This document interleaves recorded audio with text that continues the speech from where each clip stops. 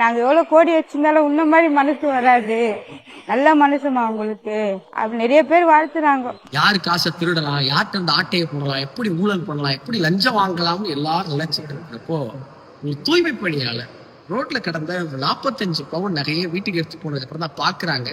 உடனே கடவுட்ட சொல்றாங்க, கடவுள் நம்மகிட்ட இருக்கக்கூடாதுமா, சரியான ஆட்டை கொண்டு போய் சேர்த்துடணும்னு காவல் நிலையம் போறாங்க. அங்க நகையை தொலைச்சவங்க அழுத்திட்டே நிக்கிறாங்க.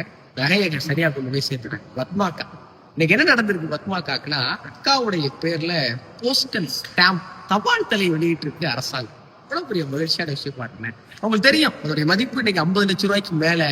அது இருந்தா நம்ம வாழ்க்கையே தலைகீழா மாறிடும். பரவாயில்ல, அது எனக்கு வேண்டாம். அப்படியே வாழ்க்கை தலைகீழா மாற வேணாம்னு நினைக்கிற அந்த உள்ளம் இருக்குல்ல, நீங்க தூய்மை பணியாளராக இருந்தாலும் சரி, இந்த நாட்டினுடைய உயர்ந்த பொறுப்புல இருக்கிறவா இருந்தாலும் சரி, உங்க உள்ளம் எவ்வளவு தூய்மையா இருக்குங்கிறது ரொம்ப முக்கியம். அப்படி இருந்தா என்ன ஆகும்? இன்னைக்கு அக்கா வேலை செய்யற அந்த பகுதியில எல்லாரும் வந்து கை கொடுத்து செல்ஃபி எடுத்துக்கிறாங்க. இன்னைக்கு பத்மாக்கா ஒரு தூய்மை பணியாளரா ஒரு செலிபிரிட்டியா இருக்கிறாங்க. அது 1 லட்சம் ரூபாய் பெரிய விஷயம் இல்லையா?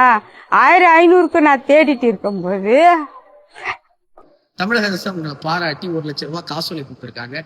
நேர்மைக்கு கிடைச்ச அந்த 1 லட்சம் இருக்குல்ல, அது அவ்வளவு சந்தோஷமா இன்னைக்கு நான் ரொம்ப மகிழ்ச்சியா இருக்கேன் அக்கா சொல்றத பாக்குறப்போ. இதுக்கு முன்னாடி எத்தனை கோடியும் வெறும் மண்ணுன்னு நமக்கு புரியும்.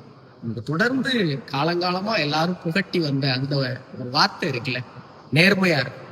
இருந்தா என்ன நடக்கும்னா இதுதான் நடக்கும். உங்க வாழ்க்கை ரொம்ப மகிழ்ச்சியா இருக்கும். இந்த பாடத்தை மீண்டும் ஒரு முறை எங்களுக்கு எல்லாம் ஞாபகப்படுத்தின பத்மாக்காக்கு என்னுடைய பெரிய பெரிய பெரிய நன்றி.